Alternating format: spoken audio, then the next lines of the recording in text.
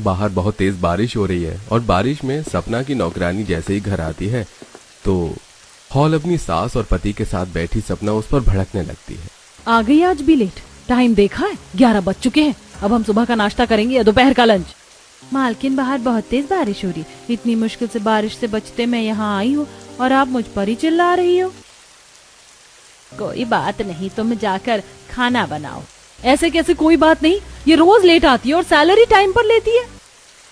मालकिन अब आपका बहुत हो रहा है। मैं यहाँ आपके घर का काम करती हूँ, इसका मतलब ये नहीं कि आप मुझे अपना गुलाम बना ले। मुझे नहीं करना आपके यहाँ काम, मैं जा रही हूँ। सपना की चिकचिक से परेशान होकर उसकी नौकरानी काम छोड़कर बारिश में ही चली जाती है। बहू, इतनी मुश्किल से एक नौकरानी मिली थी, तूने उसे भी 2 महीने में भगा दिया। सपना देख तो लेती बाहर कितनी तेज बारिश हो रही है, तुम बेकार ही उस पर नाराज हुई। बताओ अब खाना कौन बनाएगा, क्योंकि तुम तो खाना बनाने से रही। तभी पेट पकड़कर राजू पिंकी आते हैं। माँ पापा, हमें बहुत भूख लग रही है, बाहर बारिश हो रही है, आप मेरे लिए पिज्जा मंगवा दो ना। मुझे भी इस बारिश में मोमोज खाना है। बेटा, तेरी बीवी तो खाना बनाने से रही, अब जब तक नौकरानी नहीं मिल जाती बाहर का ही खाना पड़ेगा। आशा के कहने पर विकास अपने परिवार के लिए इस बारिश में बाहर से ही खाना मंगवाता है। तो वहीं बारिश कम होते ही सपना की पड़ोसन आरती घर से कुछ बर्तन और खाना बनाने का सामान लेकर बाहर रखती है और चूल्हा जलाकर खाना बनाने लगती है। पर एक बार फिर तेज आंधी तूफान चलती है और उसका तिरपाल फटकर उड़ जाता है, जिस वजह से वो जल्दबाजी में सारा सामान अंदर रखने लगती है। माँ जी, राहुल, गोलू, राधा, सब जल्दी से बाहर आओ। देखो, तेज आंधी तूफान के साथ बारिश भी होने लगी। सारा सामान गीला हो उससे पहले अंदर रखवा दो। इस बारिश को भी अभी होना था। माँ, मैं तो पूरी गीली हो गई। जल्दबाजी में आरती सारा सामान तो घर में रख लेती है, पर लकड़ियां रखना भूल जाती है और वो सब गीली हो जाती हैं।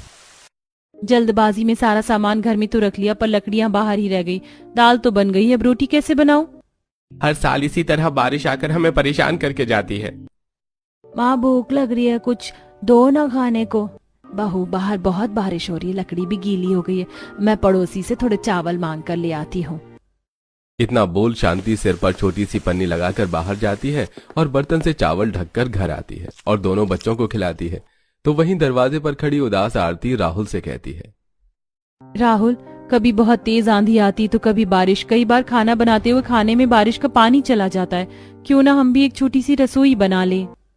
आरती, तुम तो जानती हो 2 महीने से सैलरी नहीं मिली है, घर चला पाना भी मुश्किल हो रहा है। मैं कल दूसरा तिरपाल बांध दूंगा।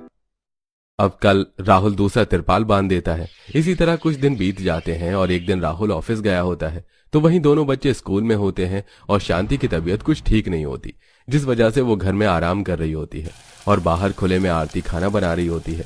तो अचानक से इतनी तेज बारिश होती है कि चूल्हे के ऊपर से तिरपाल फट जाता है और सारा पानी सीधा सब्जी में गिरता है। साथ में रोटी भी गीली हो जाती है, पर वो सारा सामान अंदर रखती है और उदास बैठ कर कहती है, अब क्या करूं? लंच का समय हो गया है, बच्चे स्कूल से और राहुल फैक्ट्री से आते होंगे। अपने परिवार को मैं क्या खाने को दूं? परेशान आरती अब कुछ अनाज लेकर अपनी पड़ोसी के घर जाती है और उसकी रसोई में खाना बनाते सारी बात बताती है। तो वहीं सपना के खाना न बनाने की वजह से पूरा परिवार बाहर का खाना मंगवा कर खाता है।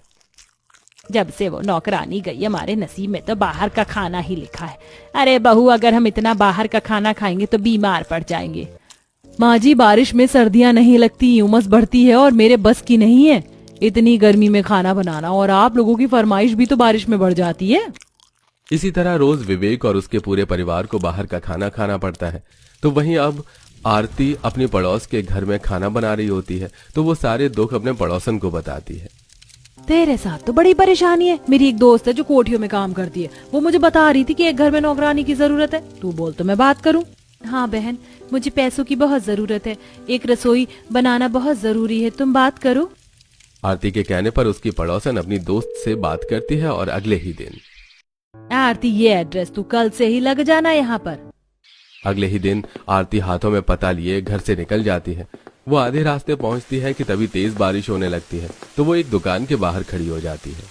कितनी तेज बारिश हो रही है। आज मेरा पहला दिन है, अगर पहले ही दिन लेट हो गई तो कहीं मालिक और मालकिन नाराज ना हो जाएं। पहले ही दिन आरती काम पर लेट नहीं होना चाहती थी, इसलिए वो बारिश में भीगती हुई सपना के घर पहुंचती है, जहां सब पिज्जा, बर्गर, पकौड़े जैसे बाहर का खाना खा रहे थे। वो समय पर आरती को आता देख सपना को काफी अच्छा लगता है। मुझे लगा बारिश की वजह से तुम भी लेट आओगी, इसीलिए देखो मैंने बाहर से खाना ऑर्डर कर दिया। पर कोई बात नहीं, तुम अभी जाकर काम पर लग जाओ और हमारे लिए खाने में ब्रेड पकौड़े और समोसे बना देना। बाहर इतनी अच्छी बारिश हो रही है, मैं तो चाय की चुस्की के साथ बारिश के मजे लूंगी। सपना आरती से बात कर ही रही थी कि आशा उठती है और अंदर से एक तौलिया लाती है। बहू थोड़ी शर्म कर ले, बेचारी भीगी हुई है और तू उसके आते ही उससे काम पर लगा रही है। लो बेटा पहले शरीर पोंछ लो। सपना तुम्हारी इन्हीं हरकतों की वजह से सारी नौकरानी चली जाती हैं। अगर ये नौकरानी गई ना तो मैं बाहर से खाना ऑर्डर नहीं करूंगा। अपने घर वालों की बात सुनकर सपना मुंह बनाकर आरती को रसोई में ले जाती है। जहां रसोई में जाते ही जरूरत का सारा सामान देख आरती हैरान रह जाती है। यहाँ तो गैस, चूल्हा, फ्रिज, कांच के बर्तन, मिक्सी, ओवन, कॉफी मशीन सब है जो मुझे अपनी रसोई के लिए चाहिए थी। देख ली रसोई, अब जल्दी से काम पर लग जाओ। आरती जल्दी से बेसन में नमक मसाला डालकर घोलती है और एक कुकर में आलू रख देती है। कुछ ही देर में वो आलू का चोखा बनाती है और दूसरी तरफ मैदा लगाती है और फटाफट ब्रेड में आलू लगाकर उसे बेसन से लपेटकर गरम तेल में भरी कढ़ाई में डाल देती है। साथ ही दूसरी कढ़ाई पर वो समोसे भी बनाती है और बाहर सबको खिलाती है। माँ ये वाली आंटी तो पहले वाली आंटी से ज्यादा अच्छा खाना बनाती हैं। भाई मेरा तो हो गया, जितना भी खाना बचा है इन्हें याद से फेंकवा देना, मुझे रसोई में दिख न जाए। मेरा भी खाना हो चुका है। सुनो, ये जितना भी ब्रेड पकोड़ा समोसा रखा है वो सारा डस्टबिन में फेंक कर जाना और रसोई अच्छे से साफ कर देना। कितना सारा खाना बचा है। मेरे घर पर मेरे बच्चों को ये सब खाने को भी नहीं मिलता। एक काम करती हूँ, इन्हें पन्नी में बांधकर अपने घर ले जाती हूँ, बच्चे खुश हो जाएंगे। आरती उस खाने को डस्टबिन में न डालकर एक पन्नी में डालकर घर ले जाती है, जहां वो देखती है कि बारिश की वजह से उसका मिट्टी का चूल्हा गीला हो चुका है। साथ ही वो जल्दबाजी में सुबह नमक मसाले चीनी बाहर खुले में छोड़कर चली गई थी, जिस वजह से वो भी खराब हो चुका है। तो वो अंदर जाती है जहां उसके बच्चे पढ़ रहे थे, तो वहीं सास लेटी हुई थी। माँ जी आपने भी नहीं देखा, मैं बाहर कुछ सामान भूल गई थी, इसे अंदर तो रख लेती। ये लो बच्चों, तुम समोसे और ब्रेड पकौड़े खाओ। बहू आज बहुत तेज बुखार हो गया था तो मैं घर से बाहर ही नहीं जा पाई। मैंने राधा को भेजा है सूखी लकड़ी लाने के लिए, तू ईंट जोड़कर खाना बना लेना आज। कुछ ही देर में राधा सूखी लकड़ी लाती है और आरती घर के बाहर सफाई करके बाहर ही ईंट लगाकर घर वालों के लिए खाना बनाती है। इसी तरह जब भी बारिश आती बेचारी आरती को काफी सारी परेशानी झेलनी पड़ती और मालकिन से उसे डांट न पड़े इसलिए वो बारिश में भीगती हुई उनके घर जाती, जहां सपना उससे काफी खाना बनवाती है। सुनो, आज पकौड़े, समोसे, नूडल्स, कढ़ाई पनीर और पूरी बना लो। सपना के कहने पर आरती जल्दी से सारा खाना बनाती है और जैसे ही खाना बनाकर जाने लगती है तो हॉल में बैठी सपना एक बार फिर उसे रोककर उससे कहती है, अभी कहाँ जा रही हो? मेरे लिए जाकर नमक पारे और मट्ठी बना दो। मालकिन बाहर बहुत बारिश हो रही है, मेरे बच्चे मेरा इंतजार कर रहे होंगे। नमक पारे और मट्ठी बनाने में समय लगता है, मैं कल बना दूंगी। हाँ तो अपना काम तो पूरा करके जाओगी ना, चलो जाओ। एक बार फिर आरती रसोई में जाकर नमक पारे और मट्ठी बनाने लगती है और इस बार बचा खाना वो टिफिन में रखकर अपने साथ ले जाने लगती है। तो पिंकी देख लेती है और बाहर बैठी चाय नाश्ते का मजा ले रही अपनी माँ से शिकायत लगा देती है। माँ ये आंटी चोर है, हमारे घर से खाना चोरी करती है। ये क्या सुन रही हूँ मैं? क्या लेकर जाती है तू अपने साथ, दिखा मुझे। सपना उसके हाथ से टिफिन छीन लेती है। तू हमारे घर से खाना चोरी करके ले जा रही है? बहू बेचारी को तू क्यों परेशान कर रही है? तू इतना खाना बनवाकर फेंक देती है, अगर वो अपने घर ले जा रही है तो इसमें दिक्कत क्या है? तेरी इन हरकतों की वजह से कोई नौकरानी यहाँ काम नहीं करती। कोई बात नहीं बेटा, तुम जाओ। आशा सपना को डांटती है और आरती को जाने देती है। आरती जब इस बार खाना लेकर घर जाती है तो परिवार के साथ खाना खाता राहुल उससे कहता है, आरती देखो मेरी 2 महीने की सैलरी आ गई है और अब तो तुम भी काम कर रही हो। मैंने सोच लिया है हम अपनी छोटी सी रसोई बनाएंगे ताकि बारिश में तुम्हें परेशानी ना हो। राहुल की बात सुनकर आरती अपने सारे दुख भूल जाती है। अगले ही दिन उसके घर के बाहर रसोई बनने का काम शुरू हो जाता है। तो वहीं आरती जब खाना बनाने जाती है तो आशा भी उसे उसकी मेहनत के पैसे देती है, साथ ही हर महीने का राशन भी, जिससे बारिश के इस मौसम में आरती की भी रसोई अच्छे से चलती है। कमला अपने छोटे बेटे अर्जुन की शादी पाखी से करवाकर बहू बना कर ले आती है। आओ पाखी बहू, हमारे भरे पूरे परिवार में तुम्हारा खूब स्वागत है। कलश गिराकर बहू गृह प्रवेश करके अंदर आती है, तभी बारिश चालू हो जाती है, जिस पर दादी सास कांता कहती है, क्या बात है छोटी बहू, तो बड़ी लक्ष्मण हो, ससुराल में पैर पड़ते बारिश ले आई। कितना खुला खुला बारिश का मौसम हो रहा है। ऐसे में गरम गरम मिर्च के पकौड़े और सिलबट्टे की चटनी खाने को मिल जाए तो आ हा हा हा। गई भैंस पानी में। इससे पहले कि मेरी खाई लाल ससुराल वाले पकौड़े तलने में भिड़ा दे। खिसक ले रचना। रचना को जाते ही कांता कहती है, अरे बड़ी पोता बहू, तू कहाँ रास्ता नाप रही है, जाकर पकौड़े बना। पकौड़े दादी जी? मुझे अंदर से बुखार लग रहा है, चक्कर भी आ रहा है, और अब तो देवरानी जी आ गई हैं, उनसे बनवा लीजिए। पाखी, तुम पकौड़े बना दोगी? जी जेठानी जी, मैं बना दूंगी। ये जेठानी तो टेढ़ी खीर लगती है, चाल पट्टी खेलकर खुद बच गई। अब बारिश में मुझको पकौड़े छानने पड़ेंगे। कोई नहीं, थोड़ा ही बनाना होगा। काव्या, चारू, भाभी को रसोड़ा दिखा दो। जी मम्मी। नंदे किचन दिखा देती हैं, जहाँ सब कुछ फैला पड़ा देख पाखी चौंकते हुए, हे भगवान, ये रसोई है या हलवाई खाना? जहाँ देखो बेसन के खुले पैकेट पड़े हैं और कितनी सारी रिफाइन की टीन है। लगता है मेरे भुक्कड़ ससुराल वाले तला भुना ज्यादा खाते हैं। तभी चारू चुटकी लेते हुए, पाखी भाभी, अब आप मन में ही खिचड़ी पकाती रहोगी? क्या बारिश बंद हो जाएगी तब पकौड़े बनाओगी? चारू दीदी, ये तो बताइए किस चीज के पकौड़े बनाने हैं? गोभी, आलू, प्याज, पनीर के? कृपया यहाँ हरी मिर्च के अलावा कुछ नहीं रखा है। भाभी, आपको मिर्ची के ही तो पकौड़े बनाने हैं। बारिश में तीखी मिर्ची के पकौड़े नहीं खाए तो क्या खाया? ये भगवान, मुझे तो हरी मिर्च से एलर्जी है। बेचारी बहू भारी भरकम लहंगे में मोटी तीखी मिर्ची में चीरा लगाती है। इस मिर्ची के बीज कितने तीखे हैं, दोनों हाथों में जलन मचने लगी। चंचनाते हाथों से बहू बेसन छानकर मिर्च वाले पकौड़े बनाकर खिलाती है। बहू, पकौड़े में तीखापन नहीं है। सूखी लाल मिर्च पीस कर नहीं डाली थी क्या? पापा जी, गर्मी का मौसम चल रहा है, ये मिर्च पहले ही इतनी तीखी थी, पेट में धुंध मच जाएगी। बहू, यहाँ सब कोई तीखा तेज खाता है, खास करके मिर्चीदार पकौड़े। आगे से ध्यान रखना। जी दादी, मेरे ससुराल वाले इतनी तीखी मिर्ची के पकौड़े कैसे गपगप खा रहे हैं, मुझे तो दस्त लग जाए, एक खा लूं तो। इसी तरह बहू का अगला दिन चालू होता है। मुझे तो कुछ भी समझ भी नहीं आ रहा है खाने में क्या बनाऊं। 36 तरह की चीज घूम रही है दिमाग में। सबके लिए सोयाबीन चाप और कढ़ाई पनीर पूरी चावल बना लेती हूँ, काफी होगा। तभी ससुर पति बोरी भर कर हरी मिर्च उठा कर ले आते हैं। हाय राम, आज तो सब्जी मंडी में खूब कीचड़ कीचड़ मचा पड़ा था। तभी बोरी भरकर हरी मिर्च देखकर पाकी हक्की बक्की हो जाती है। माँ जी, आपने इतनी सारी मिर्ची अचार डालने के लिए मंगाई हैं क्या? अरे बहू, बरसात के मौसम में अचार लगाकर कौन से धूप में सूखेगा। अच्छा खासा बारिश का मौसम हो रहा है, सबके लिए 10-15 किलो मिर्ची के पकौड़े बना लो और 1-2 किलो की चटनी पीस देना सिलबट्टे में। मगर माँ जी, बारिश में पकौड़े के साथ तो चाय अच्छी लगती है। पोता बहू, ज्यादा भचर भचर मत कर। हम बारिश में मिर्ची के पकौड़े और मिर्च की चटनी से नाश्ता करते हैं। ददिया सास तो चटनी पिसवा कर ही रहेगी, ऊपर से किचन में कीचड़ मचा दिया।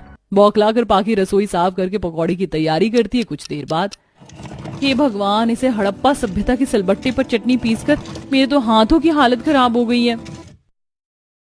मामा, मिर्ची वाले पकौड़े कब बनेंगे? भूख लगी है। मम्मी मम्मी, भूख के मारे मेरे पेट में चूहे कूद रहे हैं, पकौड़े कब बनेंगे? बस बनने वाले हैं बेटा। माँ जी, दादी जी, पता नहीं देवरानी जी पकौड़े बना रही हैं, बीरबल की खिचड़ी। कितनी देर लगा दी, बारिश भी छूट जाएगी तो मिर्ची के पकौड़े खाने का मजा किरकिरा हो जाएगा। कि जेठानी खुद तो दही की तरह मेज पर जमी हुई है और आग में घी अलग से डाल रही है। पाकी जल्दी जल्दी पकौड़े तलने लगती है। तभी किचन की खुली खिड़की से बारिश का पानी तेल में पड़ने से गर्म छींटे हाथ पर आ जाते हैं। आह, मेरा हाथ। पाकी, जल्दी से पकौड़े ले आओ। जी बस लाई। सब बिल्कुल हपसी हैं, सबर नाम की चीज नहीं। बेचारी बहू जैसे पकोड़े परोसने जाती है, इधर कढ़ाई के पकोड़े जल जाते हैं। हे भगवान, इस पकोड़ों का तो कचूमर बन गया। बहू, और मिर्च के पकोड़े लेकर आ, खत्म हो गए। मिर्च का बुरादा ज्यादा डालना। आपका हुक्म सर आंखों पर, काम न कांच के दुश्मनों नाच के। आग बबूला होकर पूरी बरनी बहू पकोड़े में डालकर खिलाती है। वाह भाभी, इस बार के मिर्च के पकौड़े बहुत स्पाइसी और टेस्टी हैं। हे भगवान, ये सब लोग तो इतनी तगड़ी मिर्ची के पकौड़े भी हैं, चटनी से लपेटे जा रहे। कैसे कंजर खानदान में फंस गई। इसी प्रकार पाकी का मिर्ची के पकौड़े खाने वाले ससुराल में रोजाना बनकर खिलाने का सिलसिला बन जाता है। ऊपर से बारिश के चक्कर में घर में गंदगी भी ज्यादा मचती, जिससे सफाई भी कई बार होती। भगवान, आज तो ये पकौड़ी के तेल वाले बर्तन मांजने में काफी टाइम लग गया। अब थोड़ी देर जाकर कमर सीधी कर लेते हैं। बेचारी बहू जैसे किचन से निकलती है, दोनों नंदे कॉलेज से बारिश में भीगी आकर कीचड़ वाले सैंडल छपा देती हैं। काव्या, चारू, मैं अभी अभी झाड़ू पोछा मार चुकी हूँ, तुमने पूरे घर में कीचड़ कर दिया। सैंडल बाहर भी तो खोल सकती थी। भाभी, अब तो बेवजह बाल की खाल निकाल रही है, एक तो ठंड लग रही है बारिश में। अरे बहू, इतना बहसबाजी की क्या जरूरत है, वाइपर घुमा दे। अच्छी खासी वाट लगा कर रखी है सबने। ये बारिश का मौसम तो बवाल बन गया है। पोछा मारते मारते बूंदाबांदी होने लगती, तभी कांता ऑर्डर झाड़ती है। देखो कितनी झमाझम बूंद बारिश रही है, चाय का टाइम भी हो रहा है, साथ में मिर्ची के पकौड़े भी बना देना। जी दादी जी, इस ददिया सास ने तो सबसे ज्यादा मेरी नाक में दम करके रखा है। गुस्से में पारा हाई करके पाखी किचन में आकर मिर्ची काट कर पकौड़े बनाती है। सुबह हो तो मिर्ची के पकौड़े खिलाओ, दोपहर हो तो मिर्ची के पकौड़े खिलाओ, रात में भी मिर्ची की सब्जी रोटी ठुसवाओ। मिर्ची मिर्ची मिर्ची, इस मिर्ची के नाम से तो मुझे चल मच गई है। चिढ़कर पाखी कढ़ाई चढ़ाकर मिर्ची के पकौड़े तलकर बारिश में ले जाती है। अरे बहू, फटाफट पकौड़े फ्राई करके ले आओ। जी जी लाई ससुर जी।